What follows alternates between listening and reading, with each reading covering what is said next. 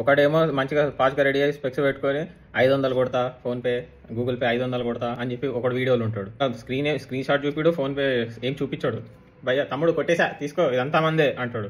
ఒకడేమో వాడే ఒక చిన్న పెంకుటిల్లు లాంటి దాంట్లో కూర్చొని ఉంటాడు. వాడు దానా ఫోన్పే కొడుతున్నా అంటాడు. వాడు ఏజ్ కూడా వాడు 20 ఏళ్ళని ఉంటాడో లేదో కానీ సంపాదన ఎక్కడి నుంచి వస్తుందో తెలియదు. జస్ట్ వ్యూస్ కోసం అంతే ఫోన్పే కొడుతున్నా. ఆ తమ్ముడు కొట్టేసా ఫోన్పే 500, ఆ తమ్ముడు 200 ఫోన్పే కొట్టేసా అంటాడు. జనాలు చూడటము, క్లాప్స్ కొట్టడం. వాడే గుడిసెలో కూర్చొని ఉంటాడు. వాడు ఎంతమంది కంటే అంతమంది ఫోన్పేలు కొడుతున్నా అని చెప్పి చూపిస్తాడు. ఇంకొకడు మా సబ్స్క్రైబర్ అయితే చాలు 50,000 ఇస్తున్నా అంట. నాకు ఒకటి అర్థంగా కడుగుతా, ఎవడన్నా డబ్బులు ఉత్తగా ఫ్రీగా ఇస్తాడా? వాడేమన్నా అప్పున్నాడా? మనకి అప్పున్నోడే మనం అడక తినాలి. మనం డబ్బులు ఇచ్చి మనం అడక తినాలి. భయ్యా డబ్బులు, అన్నా డబ్బులు అవసరం ఉంది అని చెప్పి. అటువంటి రోజులలో ఎవడికో ఊరికైనా డబ్బులు ఇచ్చేస్తుంటారా? అంటే వాళ్ళకి అన్ని కోట్లు ఎక్కువ అయ్యాయా? జనాలు మాత్రం ఎట్లా చూస్తున్నారు, ఎట్లా నమ్ముతున్నారు? ఇంకొకడు వాడు వెళ్ళి ఏదో బొక్కలో డబ్బులు పెడతాడు, వీళ్ళు లక్షల వ్యూస్, మళ్ళీ మిలియన్స్ లో. అంటే వాళ్ళందరికీ డబ్బులు ఎక్కువ అట్లా చేస్తారా? ఎవరేం డబ్బులు ఎక్కువ చేయరు కదా. జస్ట్ ఏదో జనాలు ఎంటర్టైన్మెంట్ వ్యూస్ కోసం అట్లా చేస్తారు.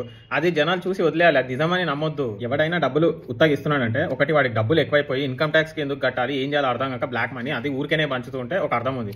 అట్లా డబ్బులు ఎక్కువ బ్లాక్ మనీ పంచేవాడు వాడు వీడియోలు చేసి వైరల్ చేయడు, వీడియోలు చేసి తీస్తున్నాడు అంటే అది కేవలం వాడు పబ్లిసిటీ కోసం చేస్తున్నట్టే అంతే. అదేం నిజంగానే ఉంటుందని లేదు కదా. అసలు ఇది ఏంటి నిజంగానే జనాలు అంత ఈజీగా ఎట్లా నమ్ముతున్నారో నాకు కూడా తెలుసుకోవాలనిపిస్తుంది. నేను కూడా ఒకసారి ట్రై చేస్తాను.